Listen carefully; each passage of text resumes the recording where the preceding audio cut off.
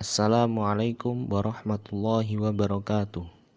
Kami dari kelompok 2 akan mempresentasikan hasil kerja kelompok kami. Anggota kelompok 2 diantaranya 1. Anissa Fitriana, 2. Binti Qoniah, 3. Fauzan Zaki Rifai, 4. Lilik Fitria Fatmawati. Konsep persamaan dasar akuntansi. 1. Proses pencatatan transaksi bisnis dengan sistem akuntansi.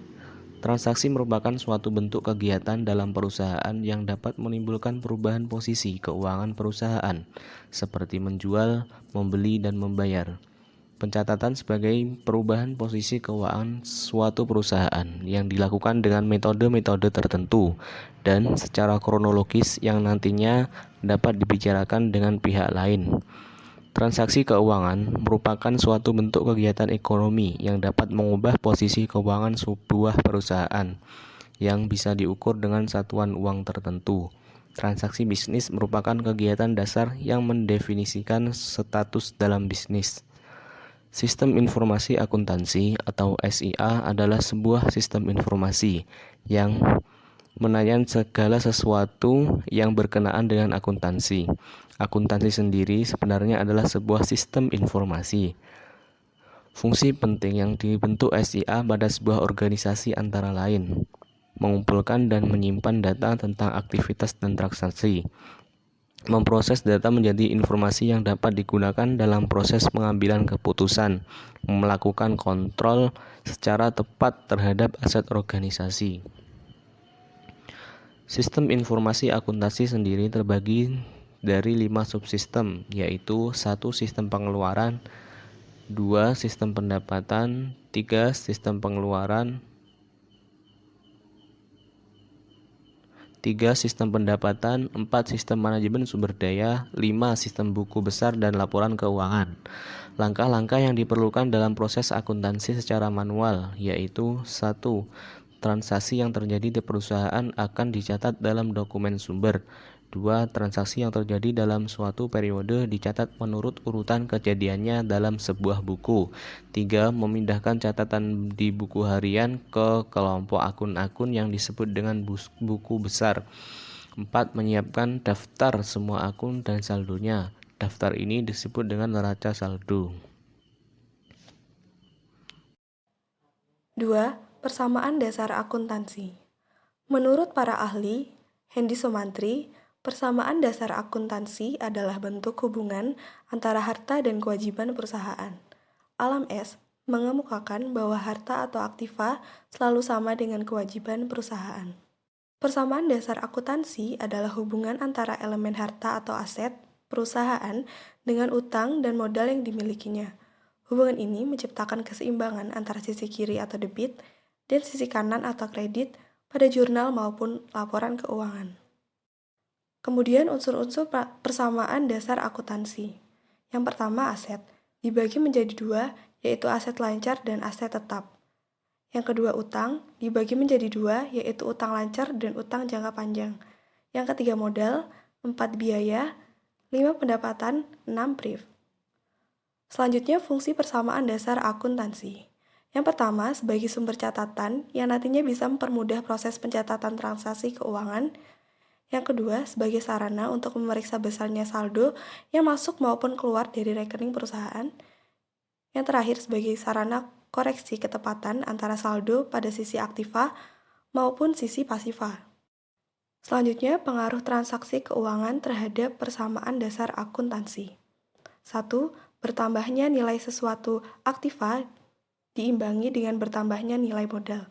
2. Bertambahnya nilai suatu aktiva diimbangi dengan berkurangnya nilai aktiva lain. 3. Bertambahnya nilai sesuatu aktiva diimbangi dengan berkurangnya nilai sesuatu aktiva lain dan bertambahnya nilai suatu kewajiban. Berkurangnya nilai suatu aktiva diimbangi dengan bertambahnya nilai suatu aktiva lain. 5. Bertambahnya nilai suatu aktiva diimbangi dengan bertambahnya nilai suatu kewajiban. Yang terakhir, berkurangnya nilai suatu aktiva diimbangi dengan berkurangnya besar modal. Selanjutnya yaitu contoh persamaan dasar akuntansi. Pada bulan Februari 2018, Ibu Zahra mendirikan sebuah usaha jahit dengan nama Zahra Tailor. Berikut adalah transaksi keuangan yang terjadi dalam 1 bulan. Pada tanggal 2 Februari, menyetorkan uang tunai sebesar 30 juta sebagai modal awal untuk usaha. Tanggal 3 Februari, membeli peralatan jahit secara tunai senilai 4 juta rupiah. Tanggal 5 Februari, membeli perlengkapan jahit seharga 1 juta secara kredit. Dalam waktu 3 pekan, mendapatkan pelanggan yang cukup banyak sehingga menggunakan promosi, para pelanggan diberi kelonggaran untuk membayar dalam waktu beberapa minggu. Jumlah total tagihan sampai dengan tanggal 15 Februari yaitu sebesar 1.200.000.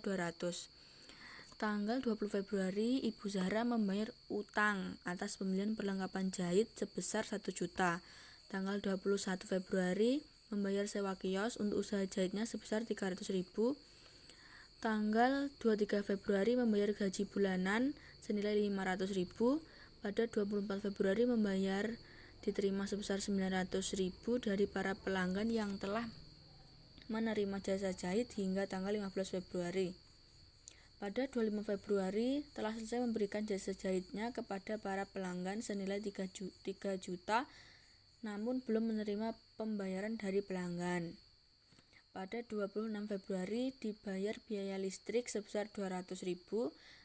Pada tanggal 28 Februari, persediaan perlengkapan jahit tersisa senilai 700.000. Pada tanggal 28 Februari juga mengambil uang untuk keperluan pribadi sebesar 500.000. Selanjutnya di bawahnya yaitu ada tabel pengerjaannya sebagai persamaan akuntansinya, yaitu ada kolom tanggal aktiva meliputi kas, piutang, perlengkapan dan peralatan, yang pasiva meliputi hutang modal, dan juga ada kolom keterangan yang mana di bawah sendiri telah dihitung dan dicapai nilai sama 32 juta yang mana itu disebut sebagai balance. Selanjutnya ada laporan keuangan. Secara umum, laporan keuangan adalah berkas yang berisi pencatatan uang. Maksudnya, laporan yang berisi segala macam transaksi yang melibatkan uang, baik transaksi pembelian maupun penjualan dan kredit. Laporan keuangan dibuat untuk mengetahui kondisi finansial perusahaan, sehingga pihak atasan bisa mengevaluasi dengan tepat jika kondisi keuangan mengalami masalah. Maka dari itu, laporan ini harus dibuat dengan tepat dan cermat. Laporan keuangan menurut para ahli. Yang pertama dari Mahmud M. Hanafi dan Abdul Halim. Menurut mereka, laporan keuangan adalah suatu laporan yang diharapkan mampu untuk memberikan informasi perusahaan serta diadukan dengan informasi lain. Yang kedua dari Ikatan Akuntan Indonesia. Financial statement atau laporan keuangan merupakan rangkaian yang menunjukkan posisi keuangan serta kinerja keuangan dalam suatu entitas. Tujuan dari laporan keuangan yaitu memberikan informasi mengenai posisi keuangan, kinerja keuangan, serta arus kas. Yang ketiga ada dari Standar Akuntansi Keuangan atau SEK. Financial statement merupakan bagian dari suatu proses pelaporan keuangan yang lengkap. Hal itu termasuk di dalamnya neraca laporan laba rugi, laporan perubahan posisi keuangan seperti arus kas atau arus dana, catatan serta laporan lainnya, dan juga materi penjelasan yang dimana juga merupakan bagian integral darinya. Selanjutnya 4 Munawir. Menurut pendapat dari Munawir, laporan keuangan pada umumnya terdiri atas neraca serta perhitungan laba rugi dan juga perubahan ekuitas. Neraca ini menunjukkan sejumlah aset, kewajiban, dan juga ekuitas dari sebuah perusahaan dalam periode tertentu. Sementara laba rugi menggambarkan berbagai hasil dan juga beban perusahaan yang berhasil diraih. 5. Kashmir. Menurut pendapat Kashmir, financial statement merupakan sebuah laporan yang menggambarkan kondisi keuangan perusahaan pada saat ini atau periode selanjutnya. 6. Munawir Sazali. Laporan keuangan merupakan suatu proses akuntansi yang bisa dipakai sebagai alat untuk mengkomunikasikan suatu data keuangan. Jenis laporan keuangan. 1. Laporan laba rugi. 2. Laporan larus kas. 3. Laporan perubahan modal. 4. Laporan raca. 5. Catatan atas laporan keuangan. Fungsi laporan keuangan untuk bisnis. 1. Untuk menilai kondisi usaha. 2. Sebagai bahan evaluasi. 3. Bentuk pertanggungjawaban perusahaan. Karakteristik kualitas laporan keuangan. 1. Relevan. 2. Andal. 3. Dapat dibandingkan. Dan 4. Dapat dipahami. Tujuan laporan keuangan. Menurut pendapat dari PAI, tujuan dari pembuatan laporan keuangan terdiri atas 5 tujuan, antara lain 1. Menyajikan informasi yang dapat dipercaya perihal aktiva serta kewajiban dan kapital atau modal perusahaan. 2. Menyajikan laporan yang dapat dipercaya mengenai perubahan aktiva neto perusahaan yang timbul akibat adanya aktiva usaha untuk mendapatkan laba. 3. Menyajikan suatu informasi pada pengguna laporan guna memperkirakan potensi keuangan dari perusahaan. 4. Menyajikan suatu informasi penting lainnya yang meliputi kegiatan pendanaan investasi. 5. Menyajikan informasi lebih dalam pada pemakai laporan yang masih ada hubungannya dengan keuangan. Contohnya mengenai kebijakan keuangan yang dianut oleh perusahaan. Sifat laporan keuangan. Menurut gagasan Kashmir, dalam penerapannya sifat laporan keuangan yaitu 1. Bersifat histori.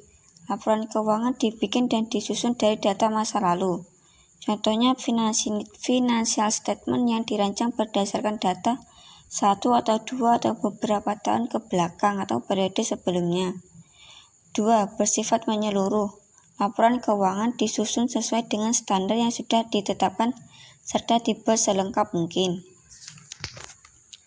Demikian presentasi dari kelompok kami. Bila ada kekurangannya, kami mohon maaf. Terima kasih. Wassalamualaikum warahmatullahi wabarakatuh.